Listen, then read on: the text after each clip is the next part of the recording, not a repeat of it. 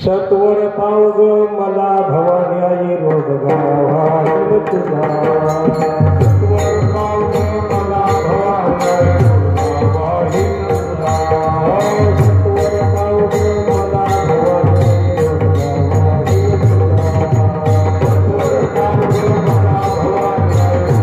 सत्वर पाव ग मला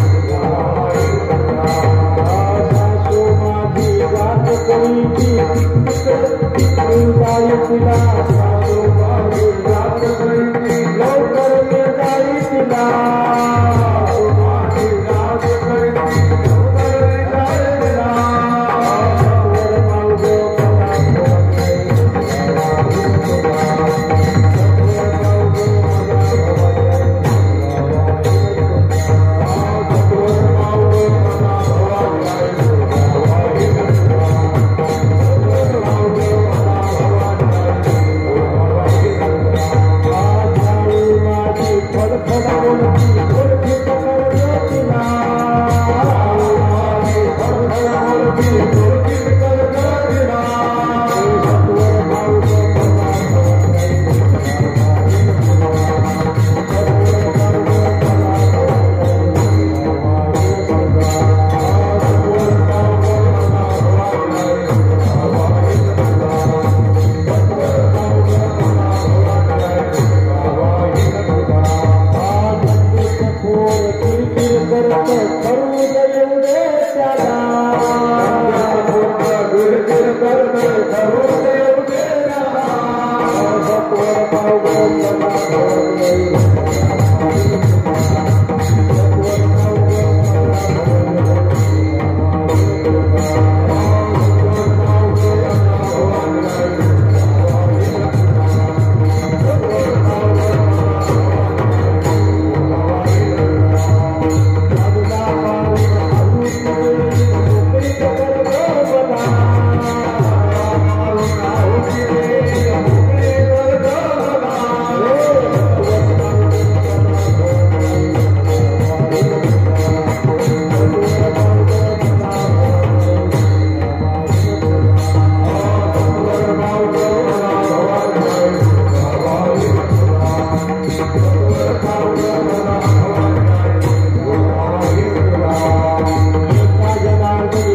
सत्वर पाव ग मला भवानी आई रोडगा वाहिल तुला सासरा माझ्या गावी गेला तिकडे कुठे विचारला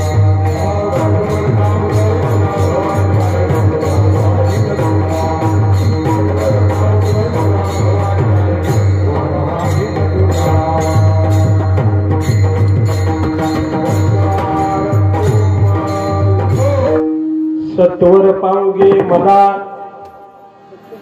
सत्वर पावगे मला भवानी आई रोडगा वाहीन तुला सासरा माझा गावी गेला तिकडेच खपवे त्याला भवानी आई रोडगा वाहीन तुला सासू माझी जाच करीते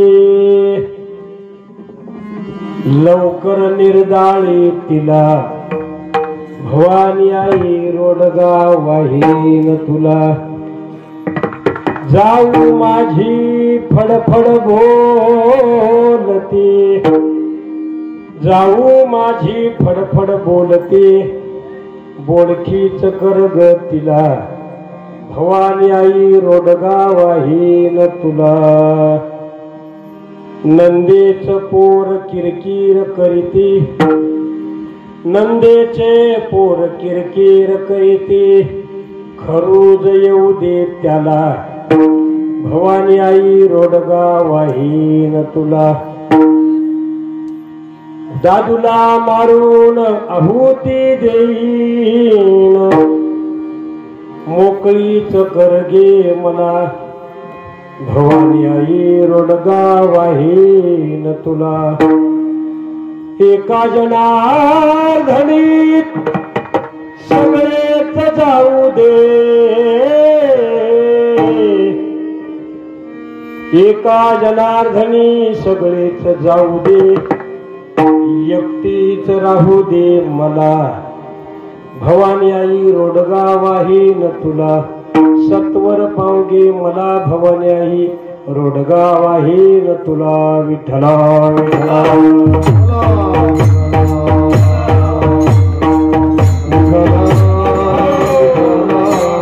कंजनेत्रं सदैधवलहासं विठ्ठलं चिन्तयामि विनायकं गुरुनौमि साखरे नाम विश्रुतम् येषां चरण सान्निध्या जीवा मुक्ता भवन्ति साखरे वंश विख्यातं ज्ञानदान परायणं विनायकं गुरु वंदे भवबंध विमुक्तये सोनोबंद तथा कुणी आवडीने मामाशी बोलती नामे शंकर शंकरा सदा समकरा निसंग जे सन्मती पुण्य श्लोकची वारकरी संप्रदायाचा आध्वर्य खरा शोभतो ऐशा संतवरा सदा शुभ करा दांडे करा वंदितो सर्व मंगल मांगल्ये शिवे सर्वार्थ साधिके शरण्ये त्र्यंबके गौरी नारायणे नमोस्तुते अंबे एक करी उदासन करी भक्ताशी हाती धरी विघ्ने दूर करी स्वधर्म उदरी दारिद्र्य माझे हरी चित्ती मूर्ती भरी वरा भय करी ध्यातो तुला अंतरी वाचा शुद्ध करी विलंबन करी पावे तुरे सुंदरी माते एकविरे वरा भय करी देतो दया सागरी माझा हेतु पुरे मनात नवरे संदेह माझा हरे जेणे पाप सरे कुबुद्धी विसरे ब्रह्मैक्य दी संचरे देवी पूर्ण करे भवांबुदी तरे आईशे करावे तुरे अनाथाशी आंबे नको विसरू भवसागरी सांग कैसा तरू अन्याय मी जरी तुझे ले करू नको रेणुके दैन्य माझी करू मुक्ता फळे कुंकुम पाठ लागी संदेह तारा निकरी विभाती श्री मूळ पेठे चढचुडी काया धामे कवीरा शरणम प्रपत्ती सखे दुःखिताला नको दुखवू दिना बालकाला नको मोकलू प्रिदा रक्षितू आपुल्या श्री भवानी ही प्रार्थना ऐकून कैवल्यदानी नमो विश्वमाते नमो विश्वभरते नमो विश्वमूले नमो विश्वभरते नमो विश्वनिर्मूल्या खेळ केला नमस्कार माझा तया अंबिकेला आनादी अंबिका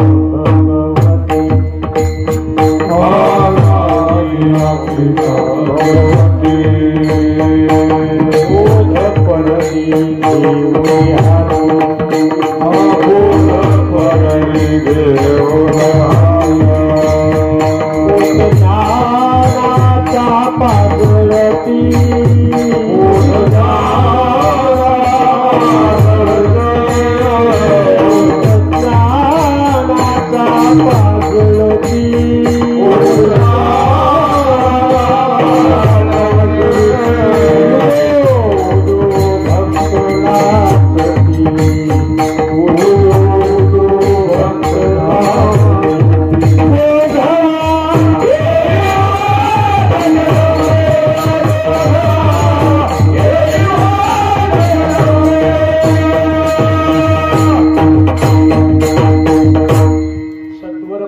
मला भवानी आई रोडगा वाहीन तुला सत्वर पावगे मला भवानी आई रोडगावहीन तुला प्रस्तुत प्राप्तस्थळी कीर्तन रूपी सेवेकरता निवडलेला अभंग ईशमान्य जगमान्य देवमान्य महान वैष्णव गोदातीरवासी प्रतिष्ठान निवासी दत्तात्रय प्रासादिक जनार्दन स्वामी उपासक शांती ब्रह्म संत एकनाथ महाराज यांच्या गाथेतील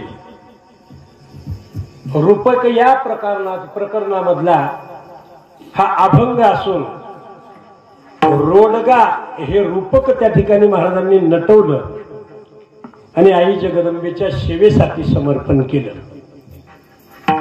असा असणारा हा अभंग आहे.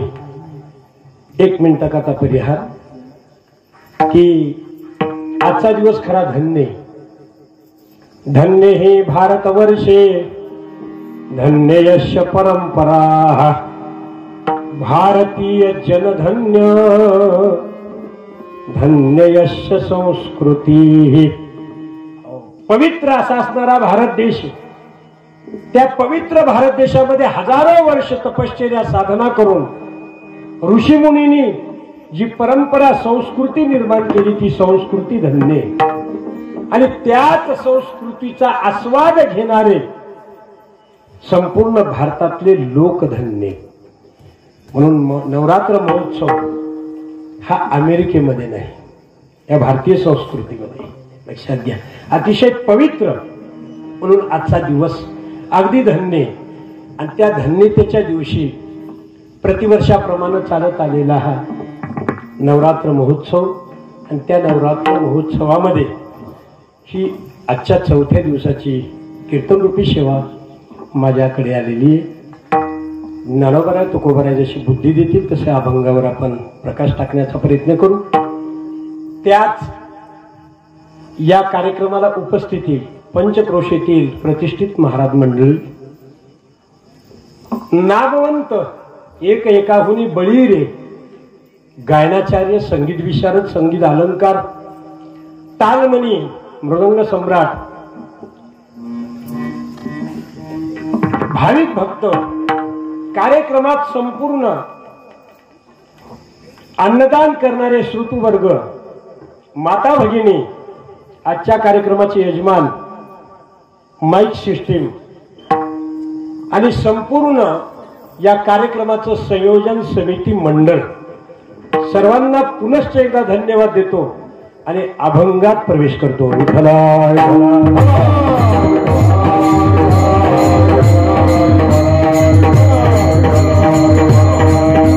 नवरात्र उत्सव लक्षात घ्या काय हा नवरात्रीचा उत्सव आहे. उत्सव या शब्दाचा अर्थ लक्षात घ्या 3 प्रकार आहेत उत्सवाचे. एक सात्विक उत्सव एक विभत्स उत्सव आणि एक भयानक उत्सव.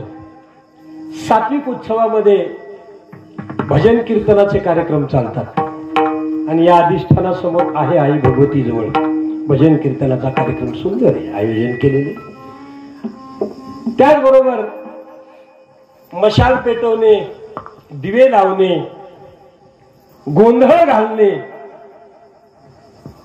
यालाही उत्सव म्हणतात. आणि तिसरा भयानक उत्सव देवीची प्रतिष्ठापना करायची आणि वेड वाकडं त्या वाजंत्रीच्या आवाजावर नाचकाम करायचं हा भयानक उत्सव आहे. विठ्ठल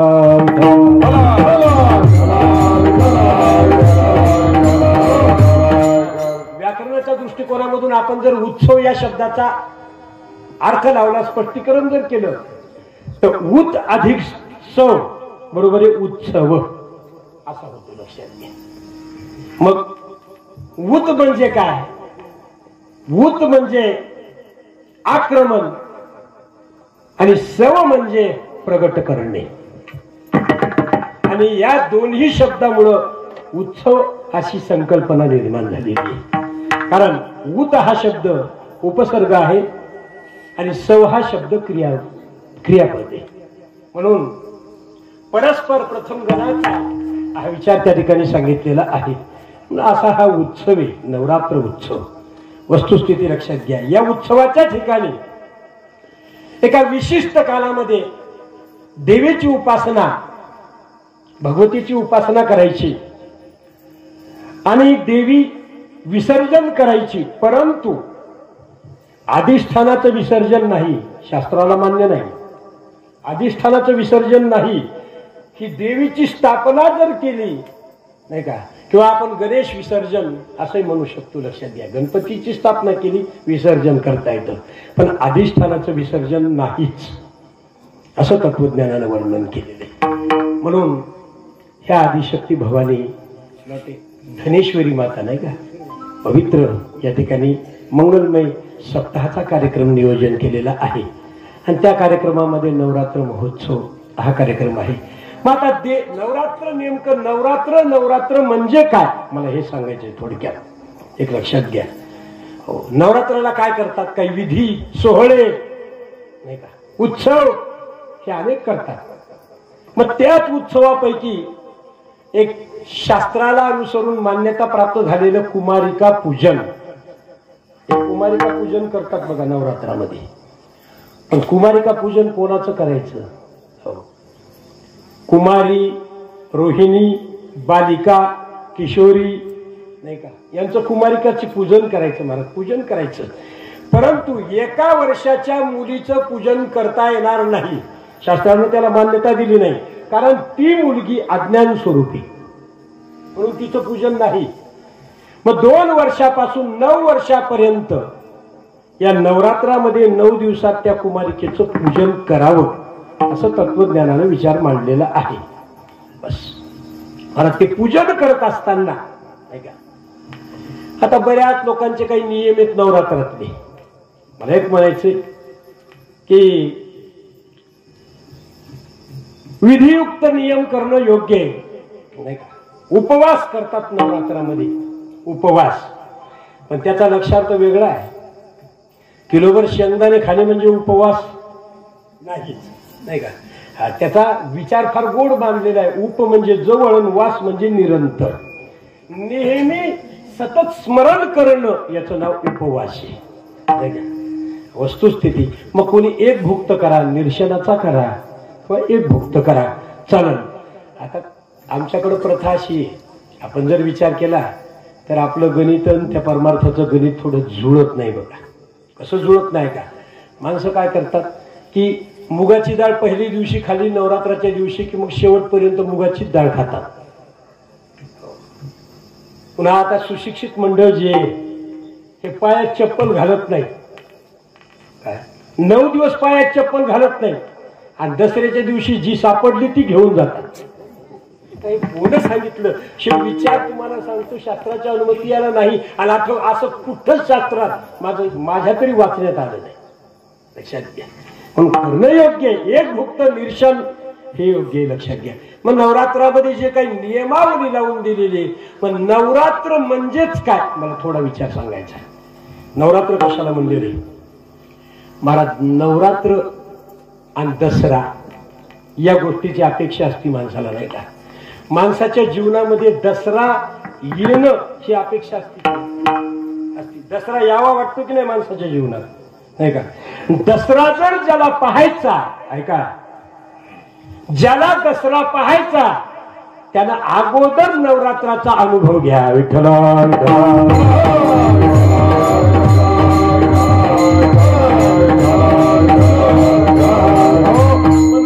नवरात्र म्हणजे काय नेमकं लक्षात घ्या. नवरात्र आमच्या तत्वज्ञानानं नवविधा भक्तीचं स्वरूप सांगितलेलं आहे.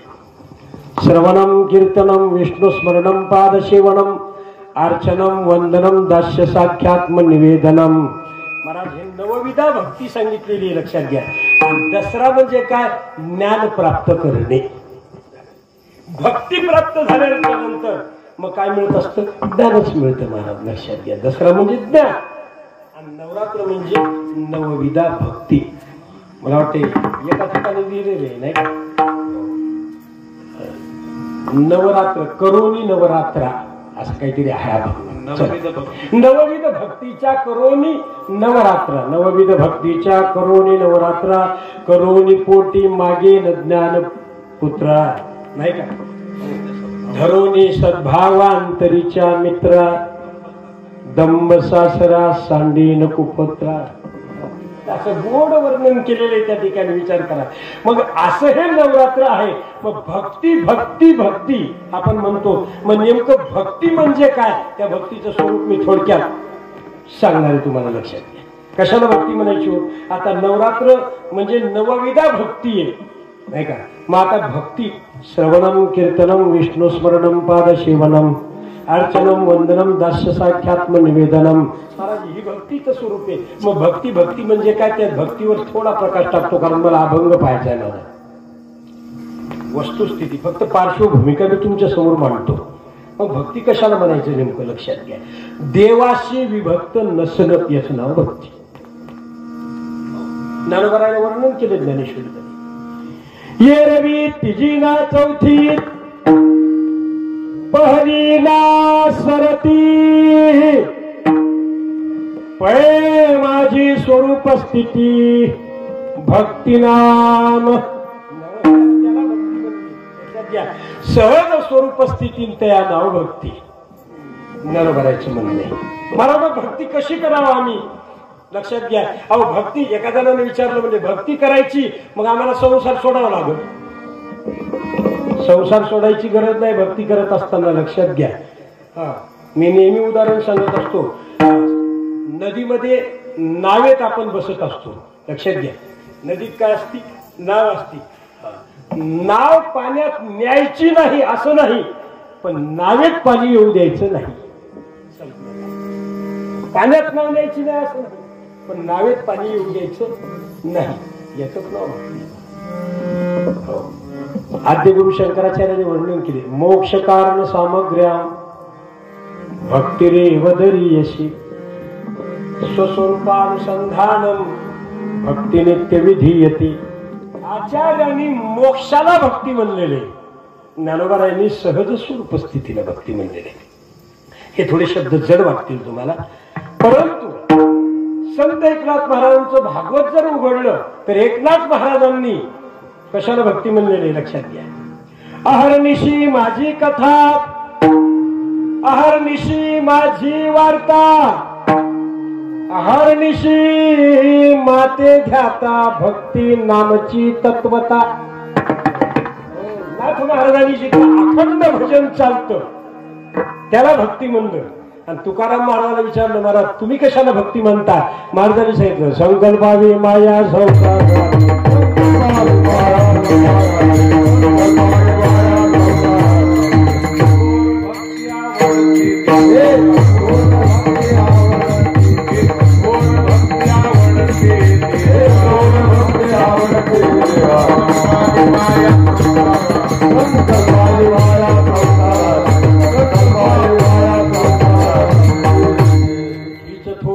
आवडते देवा संकल्पावी माया संसाराची. तुकोबारांनी आपलं मत प्रदर्शित केलं.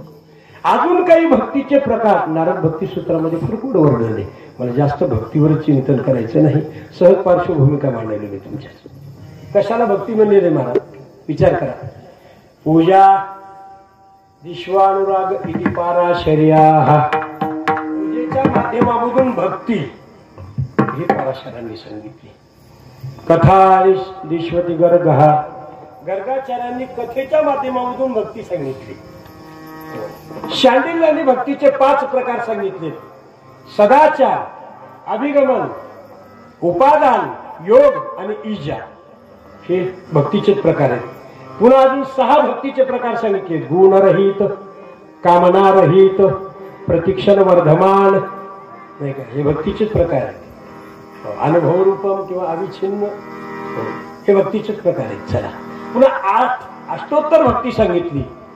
स्नेहा, प्रेमा, मान, प्रणय, राग, अनुराग, भावावेश, महाभाव हे भक्तीचेच प्रकार आहेत. आणि नवविधा भक्तीचा आहेच महाराज. श्रवणम कीर्तनम विष्णू स्मरणम पादसेवनम अर्चनम वंदनम दर्श साख्यात्म निवेदनम ही नवविधा भक्ती.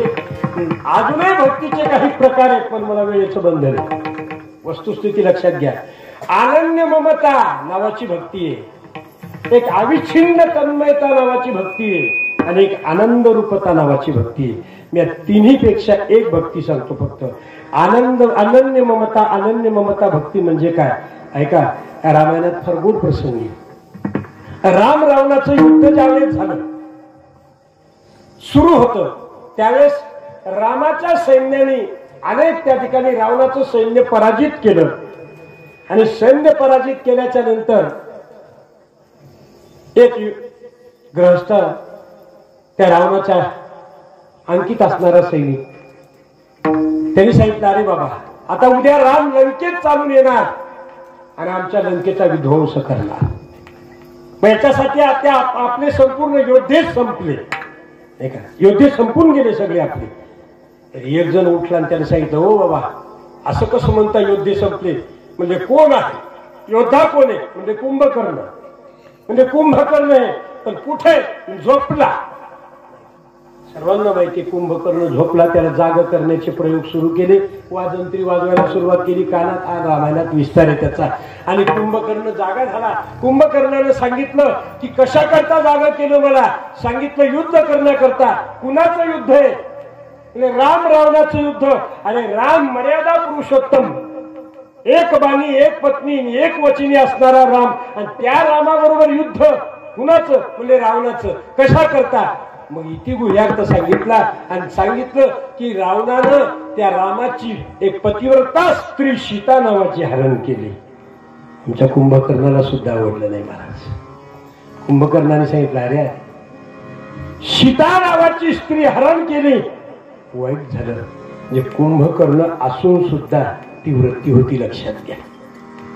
आणि एवढ्यामध्ये पण मी धर्मानं वागणार आहे. सत्ताधीश रावणाकडून जाणं हे माझा हक्क आहे.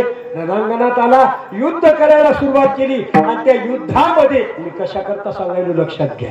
कशा करता सांगायलो. अनन्य ममता भक्ती म्हणजे काय लक्षात घ्या. आणि एवढ्यामध्ये युद्ध प्रचंड चालू झालं. त्या युद्धामध्ये एक वानर दिव्य प्रकारचं त्या ठिकाणी त्या कुंभकर्णाच्या हातात लागलं महाराज. आणि लागल्याबरोबर त्याने पाहिलं अरे काय सुंदर दिसतो श्रीमंती वानरा नाही. त्याने हाताने दाबायला सुरुवात केली. त्याला प्रचंड त्या ठिकाणी चिळकांड्या रक्ताच्या निघू लागल्या की वानर घायाळ झालं महाराज. आणि त्या वानराला सांगितलं वानरा माझ्यातून सुद्धा अंतःकरणात तुला पाहिल्यावर दया येऊ लागली. म्हणून एक काम कर मी तुला जीवदान देतो पण एका अटीवर. वानराने सांगितलं काय अट आहे कुंभकर्ण. काही नाही फक्त एकदा रावणाचा झालो असं म्हण. ऐका काय रावणाचा झालो एवढंच म्हण. ऐका त्या वानरानं काय उत्तर दिलं. म्हणले कुंभकर्णा देहीनाम क्षणभंगुराहा देह तर समाप्त होणारा एक दिवस. अरे विचार कर रावणाचा होऊन जिवंत राहिल्यापेक्षा रामाचं होऊन मेलेलं बरं. याला म्हणायचं अनन्य ममता भक्ती. विठ्ठला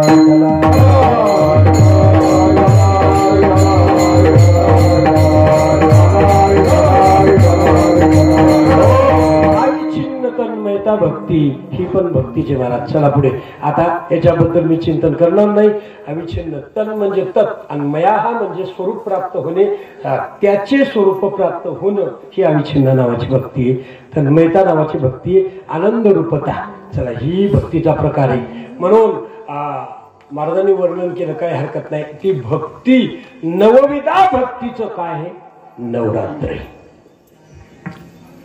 आणि ज्ञान प्राप्त करणं म्हणजे आमच्या जीवनात दसरा आला महाराज. काय आला दसरा आला महाराज. दसरा सोपा आहे का येणं नाही येणं. विचार करा दसऱ्यासाठी अनेक प्रयत्न करावे लागतात. चला ज्ञानाची प्राप्ती करावी लागते. ते ज्ञान सोपं आहे का मिळणं. त्याच्यासाठी श्रोत्रिय ब्रह्मनिष्ठ गुरु श्रीगुरु मिळावं लागतात. लक्षात घ्या.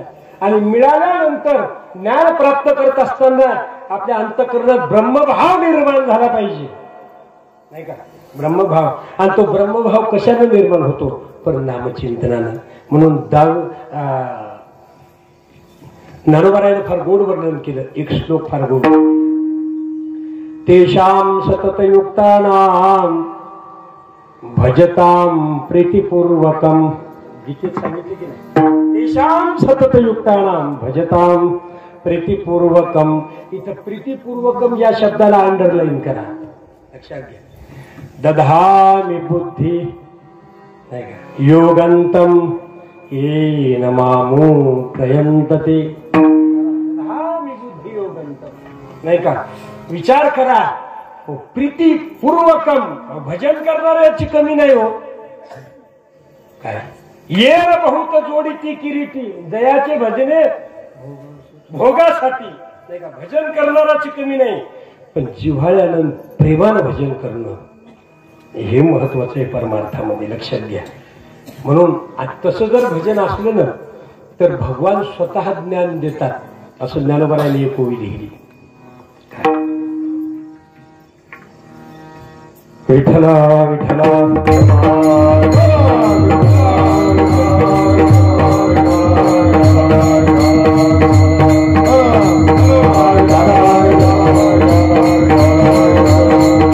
तरी तत्वज्ञा चोखटा. किती गोड ओवी आहे पहा, मला फार आवडती.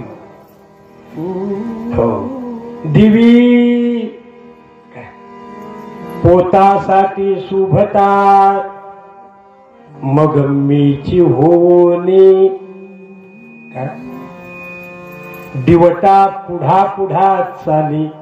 गोड सांगितले, लक्षात घ्या. मी धरोनी तयाचा दिवटा म्हणले नाही ज्ञानोबा, मीच होणी दिवटा. लक्षात घ्या. देवान धरलेला दिवा विजत नाही का, देवान धरलेला दिवा विजत नाही का. अहो, देवानं जर दगड पाण्यात टाकला तर पाण्यात दगड बुडतो, मग देवान धरलेला दिवा विजणार नाही का, लक्षात घ्या. पण इथं विजण्याचं कारणच नाही.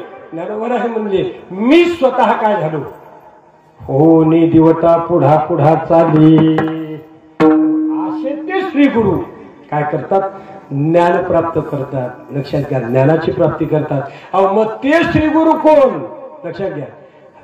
आपणची देव होय,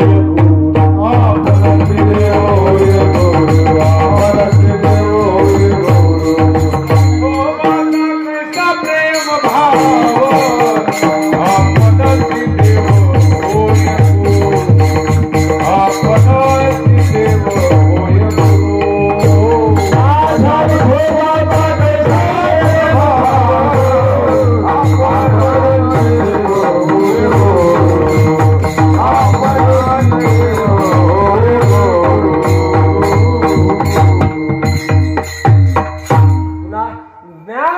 करण्याकरता काय करावं लागतं माहितीये का, अंगात वैराग्य लागते महाराज. वैराग्य तरी सोपं आहे का येणं,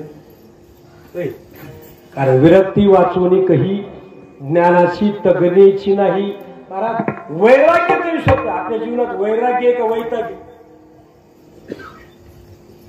वैराग्य नाही महाराज, वैराग्य लागतं, लक्षात घ्या. आणि ते ज्ञान प्राप्त करणं म्हणजे दसरा, त्याला म्हणायचं दसरा. मग आता या शक्तीपीठाचा, या अधिष्ठानाचं महत्व काय, लक्षात घ्या.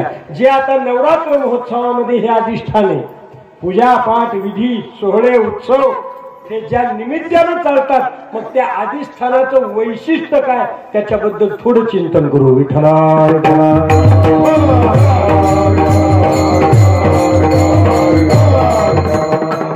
असं वर्णन आहे महाराज. मनुसम्राट राजा आणि शतरूपा ही उभयता जोडी ब्रह्मदेवाच्या छायेपासून निर्माण झालेली आहे. त्या मनुसम्राटाला 2 पुरुष मुलं, लक्षात घ्या. एक उत्तानपाद आणि प्रियव्रत, आणि 3 मुली, देवहूती, आकुती आणि प्रसूती. देवहूती दिली कर्दम ऋषीला, आकुती दिली रुची ऋषीला, आणि प्रसूती दिली दक्ष प्रजापतीला. मी कशा करता कथा सांगायलो की तुम्हाला कळावं म्हणून, लक्षात घ्या. पार्श्वभूमिका मला ठीक आहे. आणि त्या प्रसूती या मुलीपासून दक्ष प्रजापतीला 16 मुली झाल्या, आणि त्यातली एक मुलगी म्हणजे सती. सती दक्ष प्रजापतीनं, प्रजापती पद हे ब्रह्मदेवानं दक्षाला दिलं, म्हणून त्या ठिकाणी खुर्ची मिळाल्यापासून अहंकार कोणाला, दक्ष प्रजापतीला. शाप दिला भृगु ऋषीनं, पाखंडी होशील. मग वाचपियी नावाचा यज्ञ केला, आणि त्या यज्ञामध्ये अनेक त्या ठिकाणी आता समिती लागतेच, कार्यक्रम म्हणल्यावर समितीच लागते. आता इथे मृदंग वाजवणारे लागतात, कीर्तन करणारे लागतात, पेटी वाजवणारे लागतात, गाणारे लागतात, अन्नदान करणारे लागतात, संयोजन करणारे लागतात, स्पीकरवाले लागतात. नाही सगळं लागते की नाही? मग सगळेजण त्या ठिकाणी आले होणार. कोण कोण आलं लक्षात घ्या. कोण कोण आलं? जितेंद्र आला, वीरेंद्र आला, धर्मेंद्र आला, नरेंद्र आला, देवेंद्र. उघड डोक्यात काही अन्न आता फार अवघड झाले. या माईक समोर बोलणं कठीण झाले. फार तोला मोलाचं काम करावं लागायचं. नाही तर झालं. सगळेजण आले, यक्ष गंधर्व किन्नर बरुदगण सगळेजण आले आणि मीटिंग कॉल केली. ब्रह्मदेव आले त्या मीटिंग मध्ये आणि भगवान शंकर आले. आल्यानंतर पूर्वीची प्रथा होती, आपल्यापेक्षा कोणी विद्वान एखादा ज्येष्ठ जर मनुष्य आला तर हे काय उभं राहून त्याचं स्वागत करीत होती भावी. फक्त उभं राहून नाही का. दक्ष प्रजापतीचं आगमन झालं आणि सर्वजण उभे राहिले. पण आमचे भाऊन सांभाळून राहावं लागतं जावयास. भगवान शंकर जावाई कोणाचे? दक्ष प्रजापतीचे. पाहिल्याबरोबर मला सांगा, आपल्या पायाला जर जखम झाली तर रस्त्यानं आपण चालू लागलो तर त्या आपल्याला ठेस दगडाची कुठं लागतो? बोटावर. कोण्या बोटावर? जिथं जखम झाली त्याच बोटावर. सर्वजण उभे राहिले पण दृष्टी गेली नाही दक्ष प्रजापतीची. पण भगवान शंकर उभे राहिले नाही म्हणून क्रोधांत करण्यात आला. यज्ञ चालू केला, वाजपेयी यज्ञ. पण त्या ठिकाणी यज्ञात पत्रिकाच दिली नाही महाराज. नाही का. नारद देवर्षी निघाले आणि सतीला म्हणाले, सती अगं आकाश मार्गाने यज्ञाचा धूर निघाला, हे संपूर्ण सैन्य निघालं आणि सैन्य भगवान इकडे भजन करू लागले. कोणाचं? रामाचं भजन. कसं करू लागले? श्रीराम जय राम जय जय राम, राम जय राम जय जय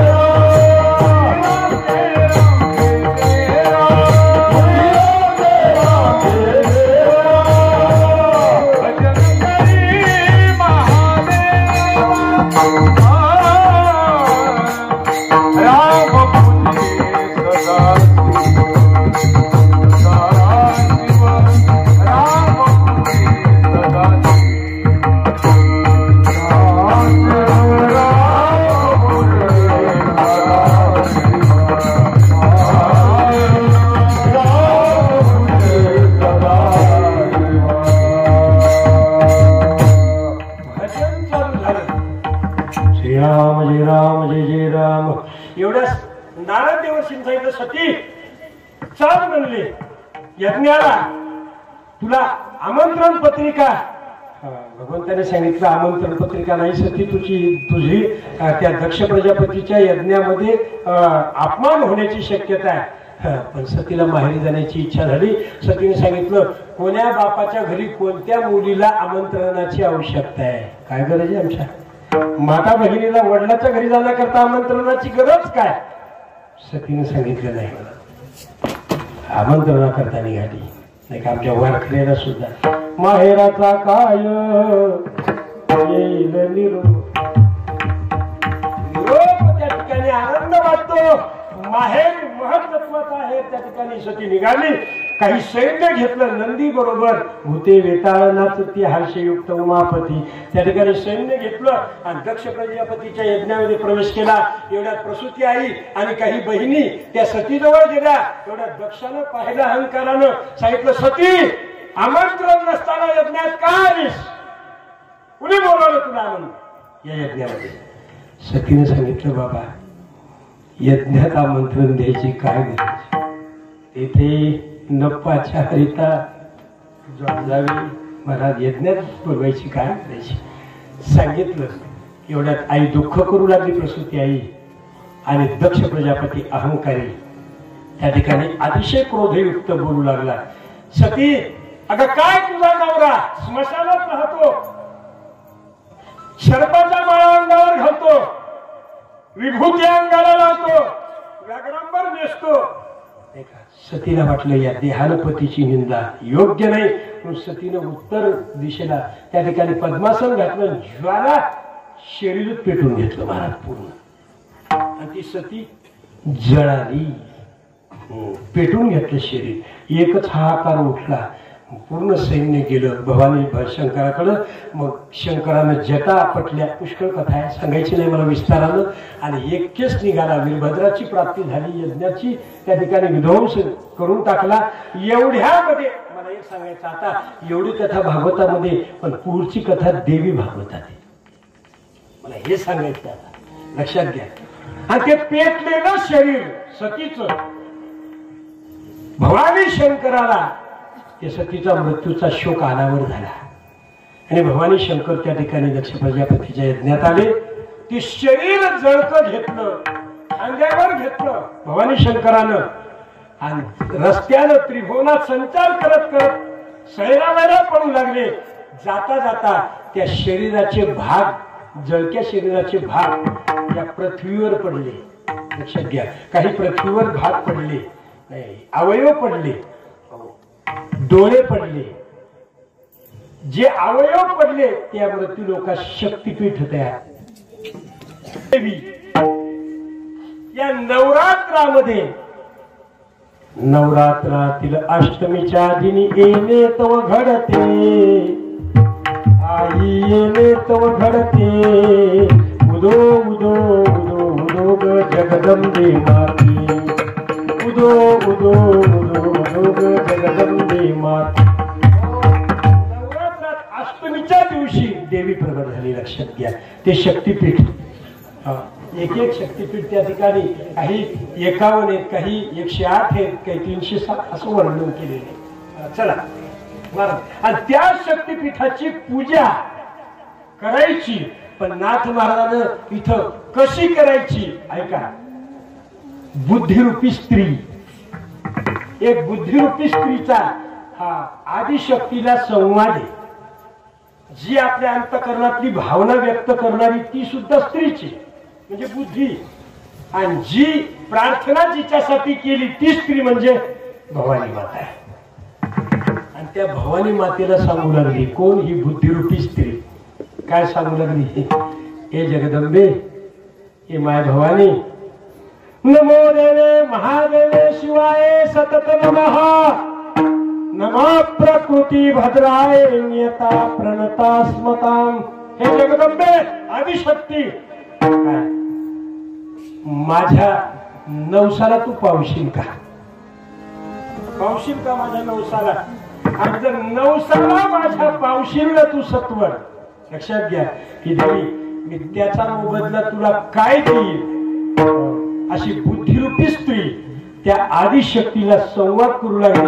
आणि त्याचंच वर्णन नाथ महाराजानं अभंगाचं पहिलं करू. सत्वर पावगे मला भवानी आई, सत्वर पावगे मला भवानी आई, सत्वर पावगे भवानी आई, सत्वर पावगे मला भवानी आई, सत्वर पावगे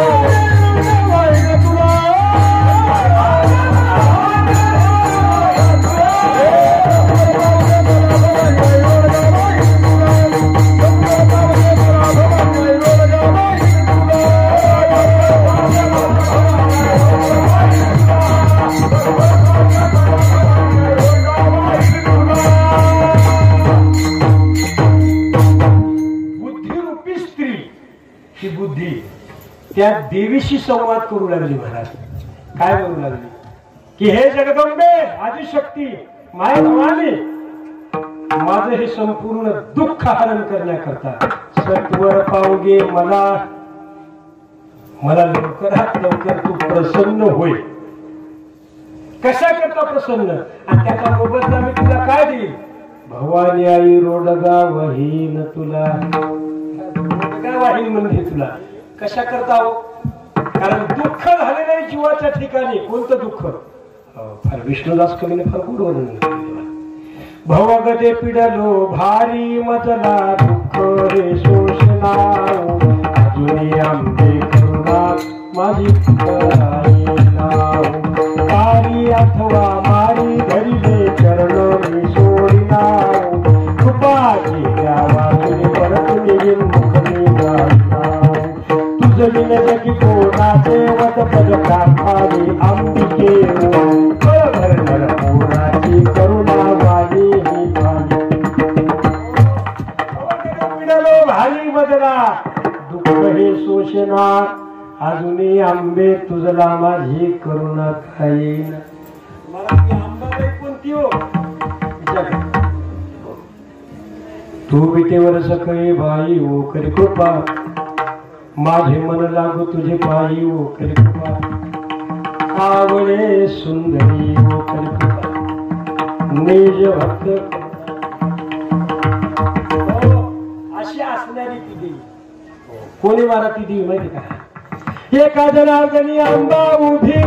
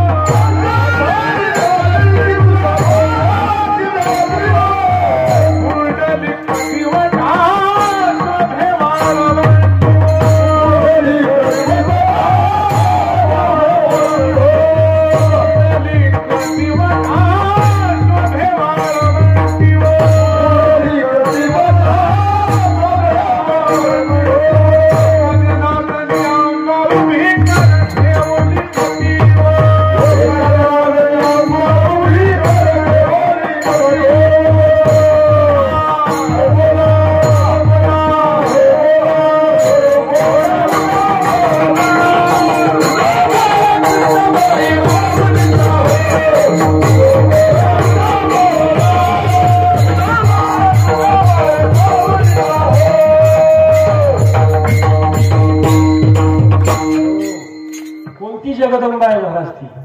आषाढी कार्तिकी तुझ्या गोंधळाची दाटी हो पुंडलिक दिवटा, जनार्दनी आंबा उभी कर ठेवली कटी हो. ती अंबाबाई महाराज सच्चिदानंद अंबाबाई हो खरी कृपा. ती अंबाबाई आणि ती कशी प्रकट झाली माहिती का. कशी प्रकट झाली. अनादि निर्गुण प्रकटली भवानी,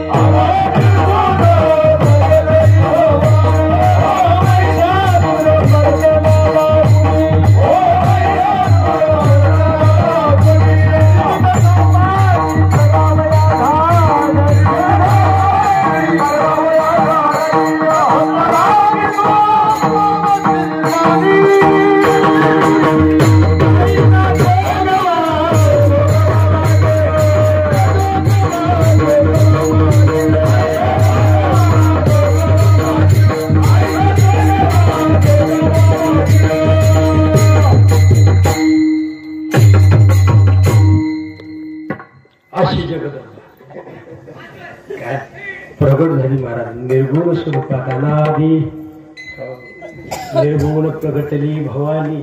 मोह महिषासुर मर्दना लागुनी त्रिवेद तापाची करावया धाडणी. भक्ताना गी पावशी निर्वाणे. आईचा जोगवा मागेन द्वैत सारोनी माळणी घालेन.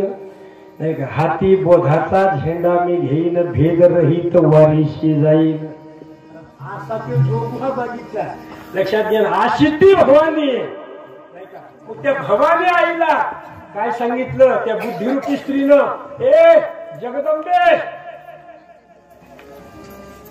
मला एवढा त्रास दिला. म्हणजे कोण त्रास दिला म्हणजे माझ्या नातेवाईकाने. दुसरं कोणी नाही बाहेरच. सगळे माझ्या घरचे नातेवाईकानंच मला सगळा त्रास दिलेला आहे. म्हणजे कोण म्हणजे सासऱ्यानं दिला, सासूनं दिला, जावनं दिला, नंदेनं दिला, पोरानं दिला, मालकानं सुद्धा त्रास दिला, नवऱ्यानं सुद्धा त्रास. जगदंबे मग याच्यासाठी तू काय कर विचार कर. हो सगळ्यांनी मला त्रास दिला पण यांना जर तो संपवलं ना सगळ्यांना तर त्याचा मोबदला मी काय देईन तुला. भवानी आई रोडगा वाहीन तुला. रोडगा वाहीन तुला. आता हे रोडगा म्हणजे काय हो थोडक्या 1 मिनिटात सांगतो. आता पूर्ण भावार्थ करणं वेळेच्या आत मला वेळ दिलेला महाराज जमते थोडं. रोडगा रोडगा कशाला. रोडगा 3 प्रकारचा आहे. एक सत्व गुणाचा आहे, एक रजो गुणाचा आहे, एक तमो गुणाचा आहे. तमो गुणामध्ये जीवाच्या ठिकाणी इच्छा निर्माण होती.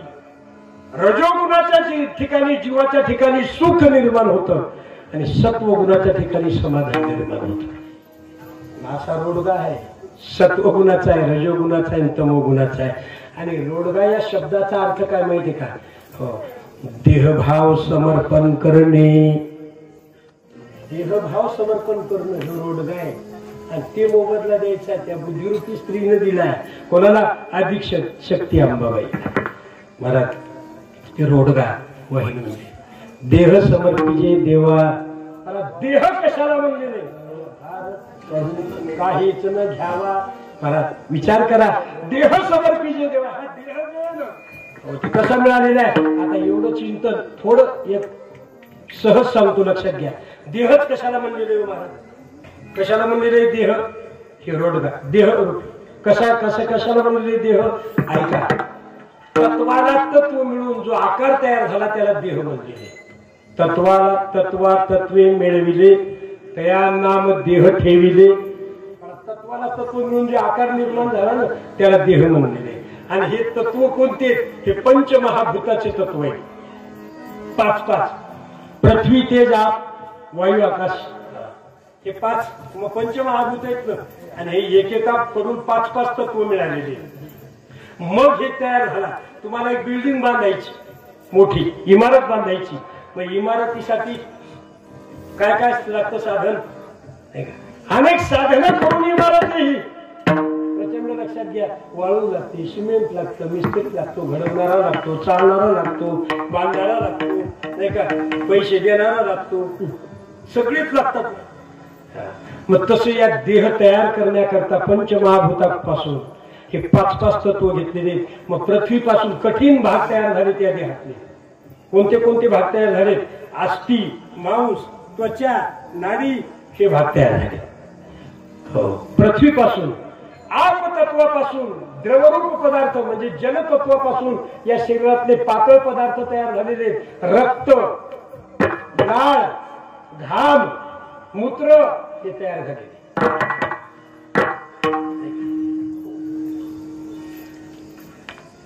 तेच तत्वापासून उष्ण पदार्थ शरीरात. दुपारी 12 वाजता सोमवारच्या दिवशी दुपारी 12 वाजता कसं होते. जठराग्नी थकतो. उष्ण पदार्थ म्हणून या ठिकाणी तृष्णा, उष्णता, निद्रा, आळस या सगळ्या गोष्टी तेच तत्वापासून. वायू तत्वापासून चलन, वलन, धावण, चालता येतं, श्वास घेता येतो. दवाखान्यात गेल्यावर ऑक्सिजन आणि ते किती व्हेंटिलेटरवर ठेवलं तरी मिळत नाही मला, मिळतच नाही. लक्षात घ्या काय किंमत येऊ. आणि इथं आम्हाला श्वासोश्वास मिळतो त्या भूतापासून, काय वायू तत्वापासून आणि आकाश तत्वापासून पोकळ्या निर्माण झालेल्या आहेत ह्या. म्हणजे तुम्ही त्याला शरीरात पेशी म्हणता. आमच्या पेशी कमी झाल्या म्हणता ना, त्या पोकळ्या निर्माण झालेल्या आहेत. लक्षात घ्या अशा असणारा हे देह निर्माण झालेला आहे.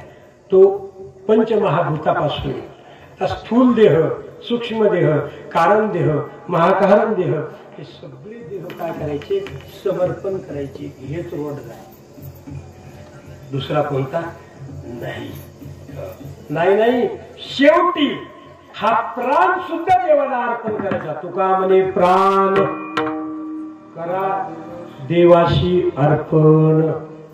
प्राण सुद्धा देवाला अर्पण करायचं. लक्षात घ्या हे इंद्रिय सुद्धा एक एक देवाला अर्पण करायचे. प्राण, अपान, व्यान, उदान, समान सगळं देवाला देऊन टाकायचं. या देवीला, जगदंबेला सगळं देऊन टाकायचं. इंद्रिय सुद्धा द्यायचे. लक्षात घ्या हे इंद्रिय जे आहेत ना, हे डोळे, आमचे राजू महाराज म्हणत असतात अभंग बघा, घेई माझे वाचे, नाही का हो. डोळे तुम्ही घ्या रे सुख, पहा विठोबाचे मुख, तुम्ही ऐका रे कान माझ्या विठोबाचे गुण. देवाला संपूर्ण इंद्रिय द्यायचे. का द्यायचे? कारण ही इंद्रिय शस्त्रापेक्षा घातक म्हणून देवाला द्यायचे. लक्षात घ्या हो. आणि देवाचं भजन करायसाठी दिलेले. कशासाठी दिले? देवाचं भजन करायसाठी दिलेले आहेत ना, मग त्याची त्याला देऊन टाकायचे. दिले इंद्रिय हात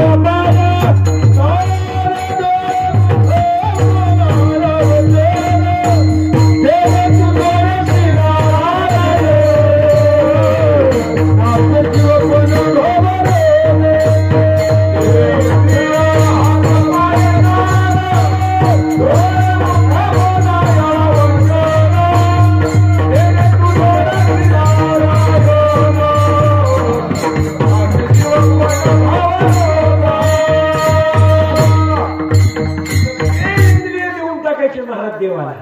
लक्षात घ्या महाराजांनी एका ठिकाणी फार वर्णन केले गोड.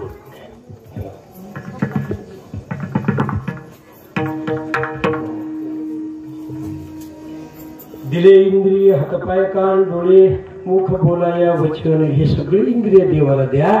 समर्पण भाव त्या ठिकाणी निर्माण करा. हाच रोड गाय महाराज. अजून एक प्रमाणे फार काय धन्य दिवस डोळिया लागला आनंदे दिमाला धनी वरी आनंदे दिमाला धनी वरी. धन्य झाले मुख निमाली रसना नाम नारायणा घोष करी. म्हणून हे इंद्रिय समर्पण करायचे देवाला. कारण का करायचे? कारण शरीर हे पवित्र आहे ना अपवित्र आहे महाराज. शरीर दुःखाचे कोठा, रोगाचे शरीर दुर्गंधी.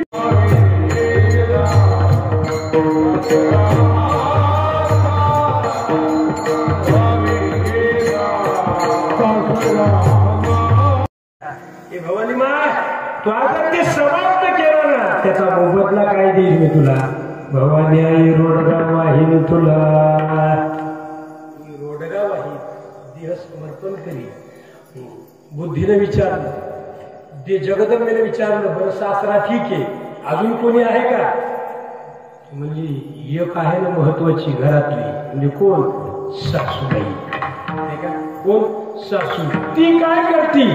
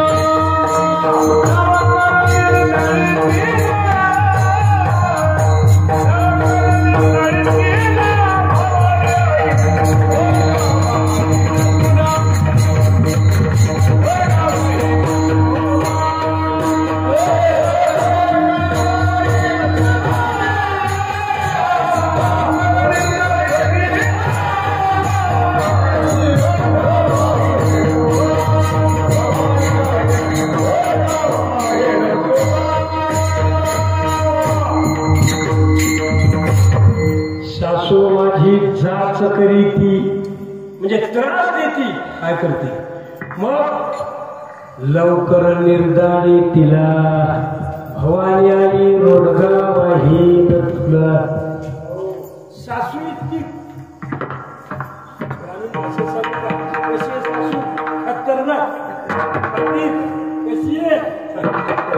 अशी सासू आहे मला सांगितलं लवकर निर्धारी तिला. कोणती सासू एका कोणी सांगितलं चला बाई वृंदावनी रास क्रीडा पाहू. कल्पना सासू तिचा बहु असे कल्पना नावाची सासू आहे महाराज नाही का. हो अविद्या कल्पना नाही का. त्या अविद्येमुळे काय झालं ही संज्ञा तयार झालेली आहे. याच मार्गाला वर्णन केलेली एका ठिकाणी कल्पना विद्या झाला जीव.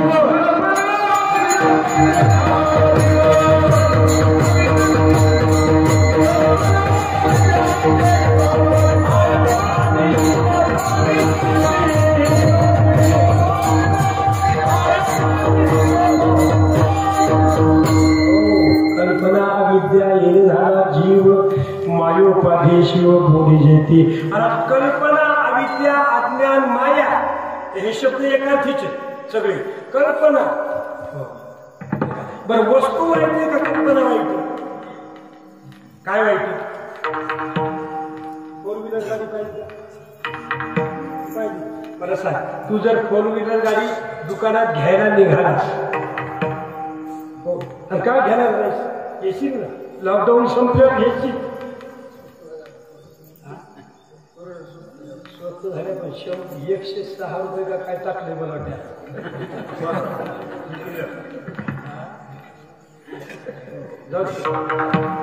फोर व्हीलर गाडी दुकानात घेण्याकरता तू जर गेला आणि अनेक गाड्या तो पाहिल्या तर तुला आनंद होईल का दुःख होईल? होय. चटकन मोठ्यानं आनंद होईल. ठीक आहे. आणि तो जर त्या दुकानदाराला विचारलं ओ बाबा ही केवढ्याला गाडी आहे? तुला पसंत पडली ही गाडी आणि तो विचारलं ही गाडी केवढ्याला आहे? त्यांनी सांगितलं 10 लाखाला. तू खिशात हात घातला आणि तुझ्या खिशातून पैसे काढले आणि ते फक्त 8 लाख भरले. 2 लाख कमी पडले. काय 2 लाख कमी पडले. आता तुला आनंद आहे का दुःख आहे? काय मग वस्तू वाईट आहे का वस्तू विषयी निर्माण झालेली कल्पना वाईट आहे? काय वाईट आहे? कल्पना वाईट आहे. वस्तू वाईट काय वाईट? कल्पना वाईट. कल्पना आणि ही कल्पना फुकट डोक्याची ती माणसाची. एका गुरुजीला एका शिष्याला सांगितलं. मला एका गुरुजीने सांगितलं बाबा फोन करून सांगितलं. लक्षात घ्या महाराजांनी फार गोड वर्णन. ज्ञान दिल्याने ज्ञान वाढते त्या ज्ञानाचे मंदिर हे सत्य शिवाहुनी सुंदर हे. सत्य शिवाहुनी सुंदर हे.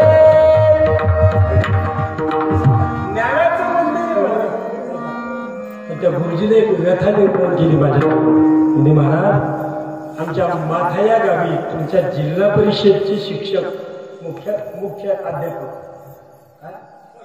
साखरे गुरुजी त्यांचा तो परिचय मला म्हणजे मला त्याचा परिचय आहे.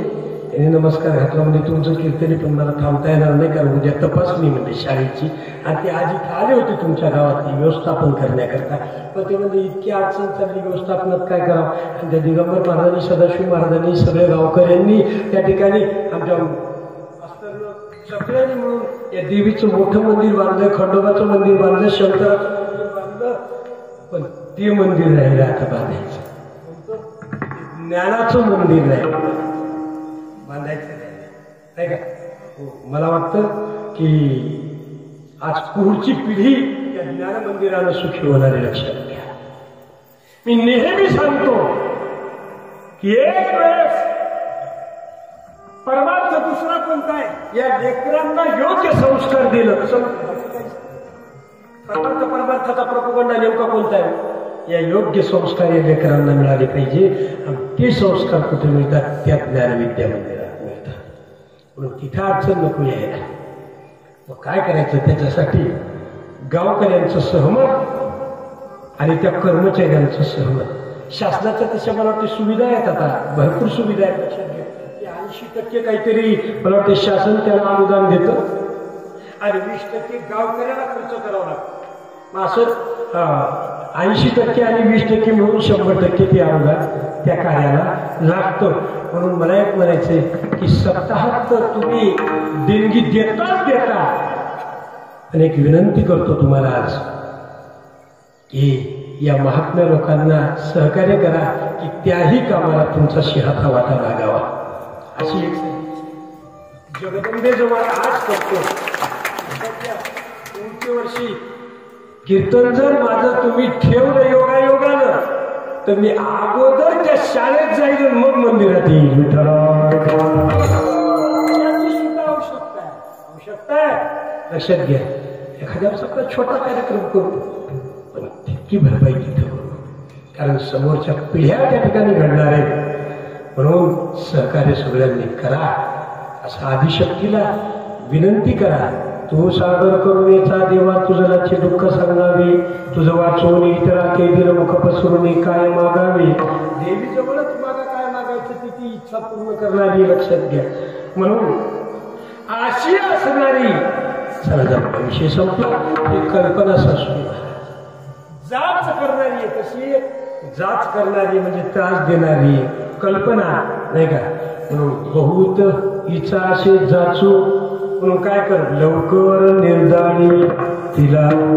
मग त्याचा मोबदला काय करील, भवानी आई रोडगा वाहीन. रोडगा वाहीन. लक्षात घ्या. त्या बुद्धीला विचारलं देवीनं की अजून काही आहेत का नातलं, कसं. तिने सांगितलं अजून खंडी बरे. म्हणजे किती अजून नातलं, म्हणले माझी दिराची जी असणारी धर्मपत्नी, ज्येष्ठ पुत्राची जी असणारी भार्या, तिला काय म्हणायचं, जाऊ महाराज. ती नेहमी नुसती बडबड करते, जाऊ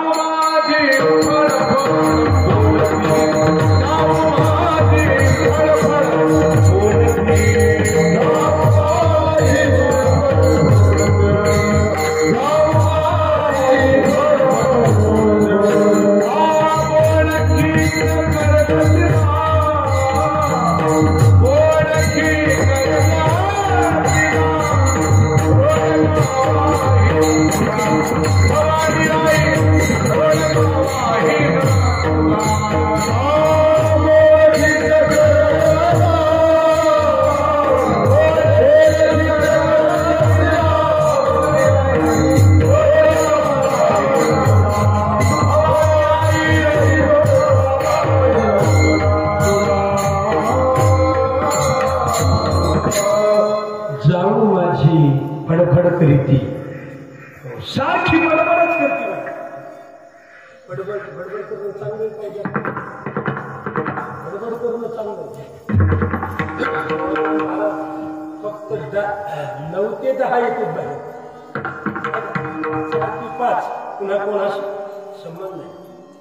मौन बोलायचंच नाही का. आणि बोलायचं असतं तर जो मध्ये अच्युत सर्व काळ सुखे शेऊ ब्रह्मानंदा गौ राम नाम सदा, नाही का.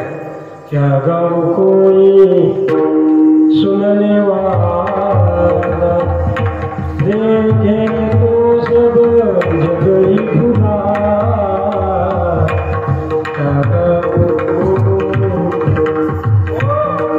देवासाठीच गाणं पाहिजे. देवासाठी जर गाणं पाहिजे तर त्याच्यात प्रेम पाहिजे. बोलायचं असलं तर देवासाठीच बोला, देवाविन काही. आता बोलण्याची नाही म्हणतात, तर ती जाऊ माझी अशी आहे की नुसती फडफड करते. ज्ञानोबाला त्या फडफड करताना सांगितलं काय माहिती का, काय सांगितलं. ज्ञानोबाला फार गोड बुद्ध एका ठिकाणी साच आणि मवाळ मिथिले आणि रसाळ शब्द जैसे कल्होळा अमृताची मधुरावानी ओठी तुका म्हणे वाव पोटी वेचिते वचन जेणे राहे समाधान नाही का गोड बोले विठ्ठल विठ्ठल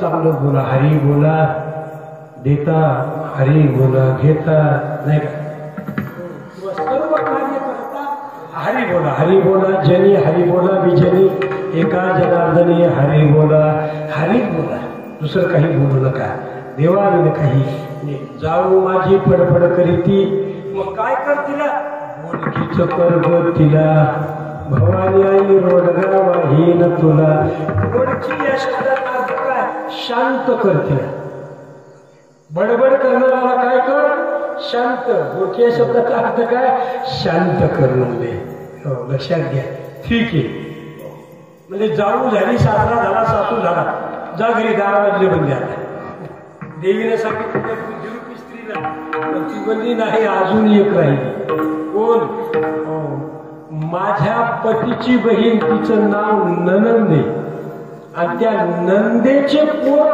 आणि ती नंदेचे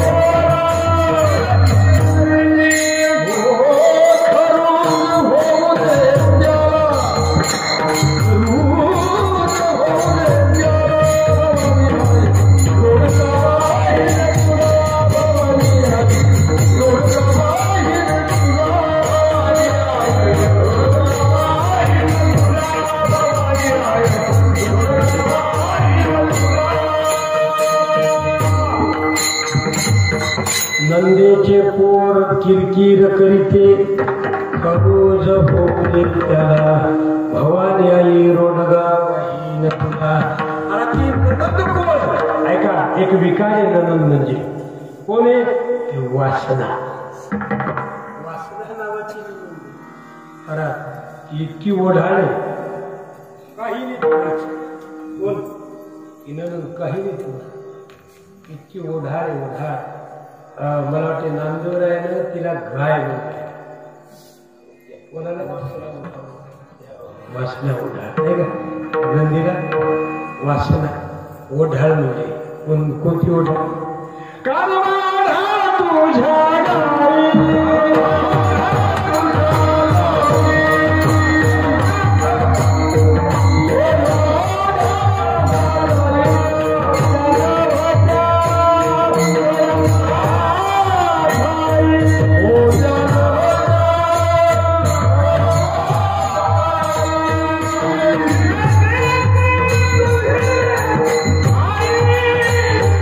Yeah.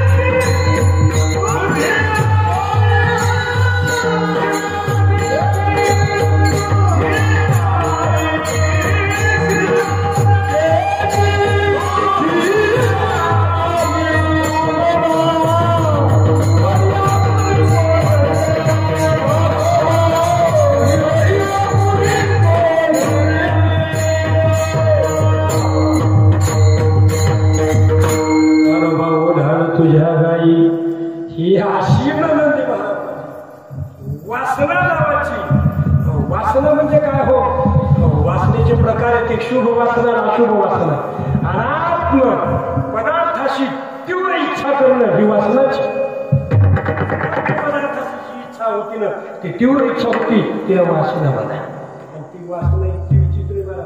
अजून तत्वज्ञानानं काही 4 प्रकार सांगितले. लोकवासना नाही का?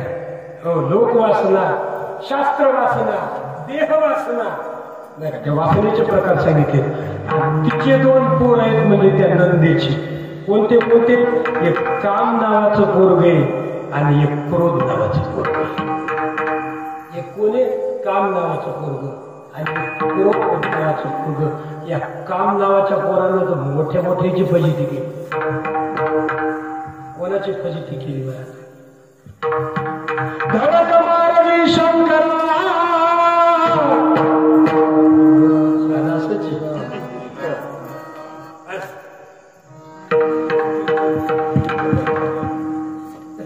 केला ब्रह्म्याचा मातेरा इंद्रचंद्राशी दरारा लाविला यावे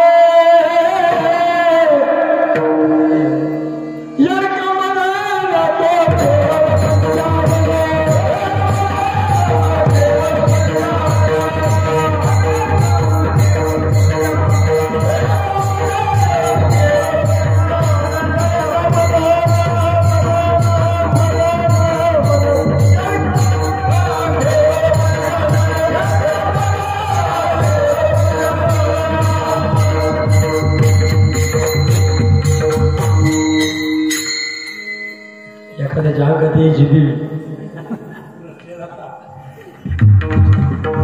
धडक मारली शंकरा केला ब्रह्म्याचा मातेरा इंद्रचंद्राशी दरारा लाविला याने. कामाजी पाटील याने नागविले. कामाजी पाटलाने सगळ्यांना एवढा खराब कोण? काम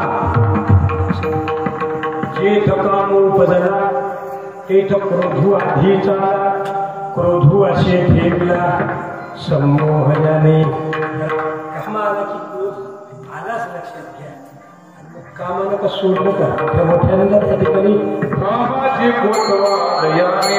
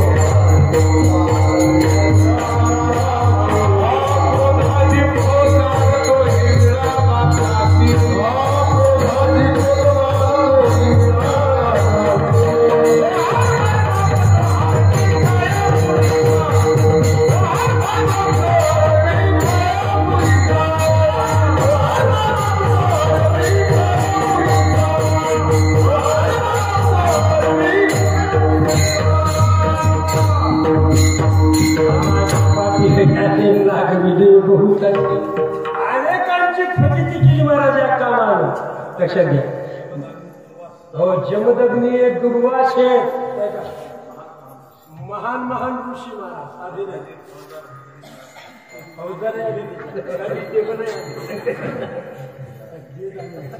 असा काम व्यभिचारी. सांगू का तुम्हाला? काम आणि क्रोध हे समाजाचे शत्रू आहेत. शत्रू 3 शत्रू आहेत. लक्षात घ्या. हे हिंसाचार करतात, व्यभिचार करतात आणि भ्रष्टाचार करतात. सामान्य नाहीत हे शत्रू. हे कामानं काय होत असतं? कामान करुणाशः क्रोधेन ज्ञाननाशनम. कामानं कर्माचा नाश होतो. क्रोधेन ज्ञाननाशनम.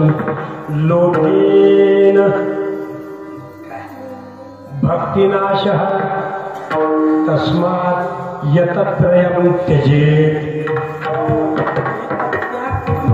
हे तर पुरुषार्थ लक्षात घ्या. काम खराबे महाराज. महाराज आणि काय करतो विषयावर आनंद घेतो हा काम काय करतो विषयाचं सेवन करतो म्हणून ध्यायतो विषयान्तून संगस्तेषुपजायते संगात संजायते काम काम क्रोधो विजायते क्रोधात भवति सम्मोह सम्मोहात स्मृतिविभ्रम स्मृतिभ्रंशात बुद्धिनाशो बुद्धिनाशात प्रणश्यति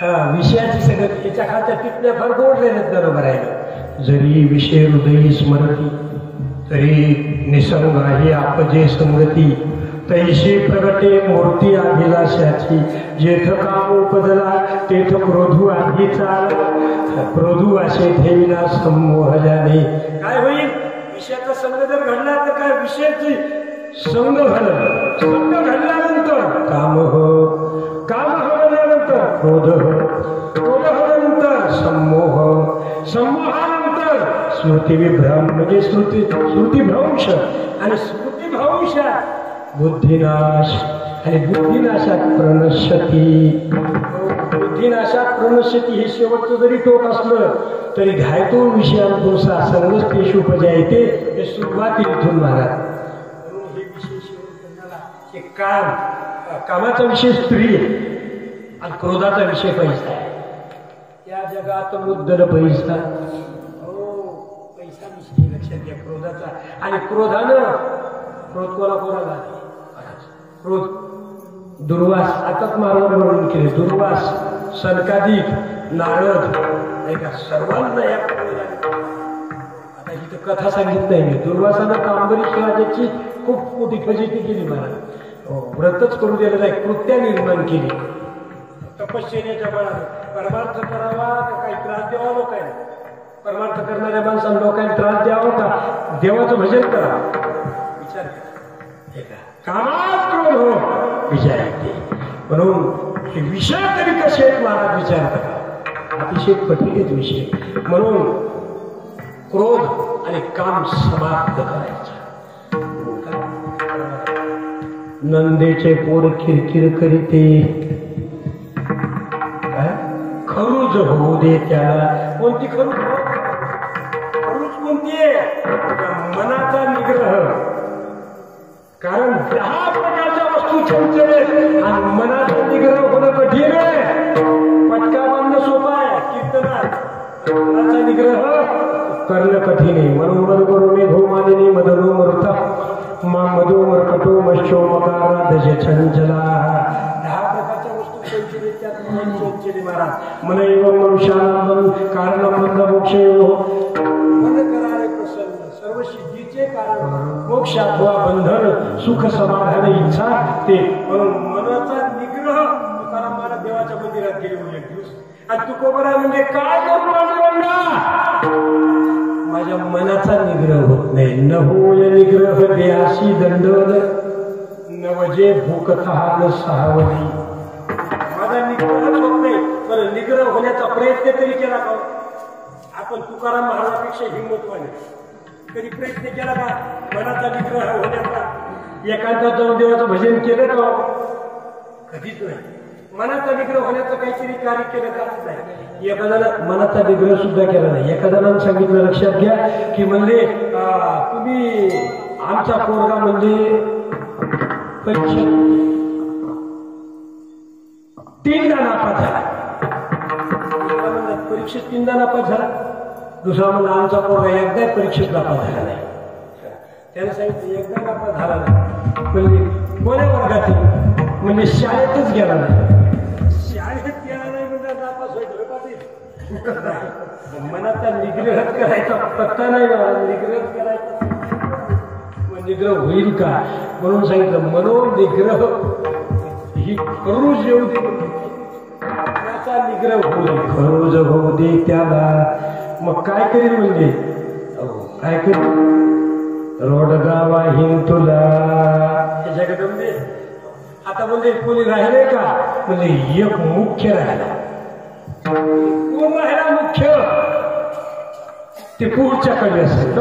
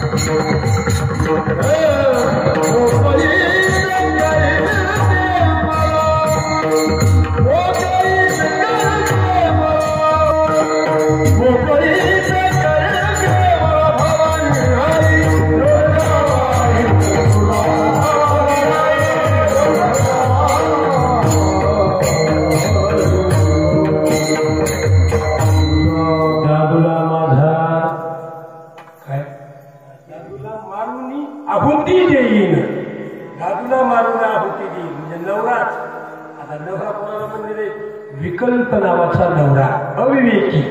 लक्षात घ्या, हा काय करेल, मी मारून टाकील, आहुती देईल. कशाची पाटील? ज्ञानाची. ज्ञानाची आहुती देईल आणि अविवेकी नवरा या ठिकाणी समाप्त करेल. अविवेक कोणाकडे, विचार कोणाकडे नाही. नरबरा लिहितात, आगा वाता का वाढलिया, साजूक का सडलिया, विवेको कावळिया नाही जैसा. कावळ्याकडे विचार नाही, मग विचार कोणाकडे? चंद्र तेथे चंद्रिका, शंभू तेथे अंबिका, संत तेथे विवेका असणे कीजे. आमच्या संताकडे विचार आहे, इतर ठिकाणी विचार नाहीच राहणार त्या ठिकाणी. म्हणून सगळे काय कर, मोकळीच कर. मोकळीच म्हणजे मुक्त कर मला. आता मला मुक्त कर जगदंबे, सगळ्या मुक्त मोकळीच कर ग मला भगवान. मग मी काय करीन, या अंगावर दागिने घालून म्हणले, शृंगार चढवी. कोणते दागिने घातले होते देवीच्या अंगावर?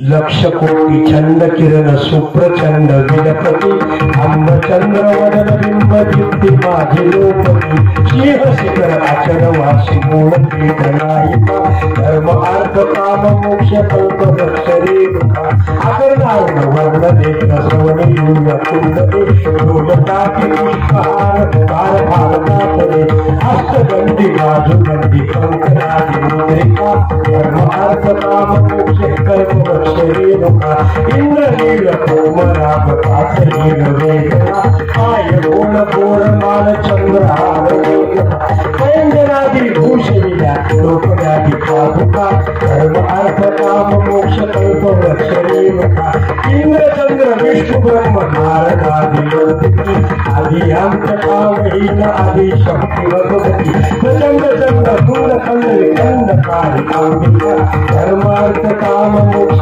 कल्प वृक्ष ज्ञानेश्वर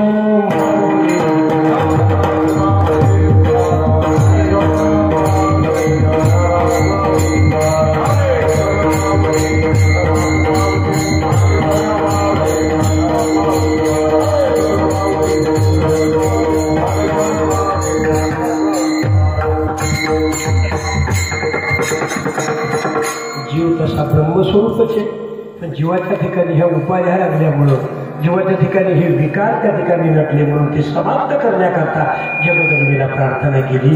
बुद्धिरूपी स्त्रीनं असा मतिमत्थ या अभंगाचा भावार्थ या ठिकाणी आहे. म्हणून शेवटी म्हणतात, एका जनार्दनी सगळेच जाऊ दे, इथले सोडून. एका जनार्दनी सगळेच जाऊ दे, इथले सोडून.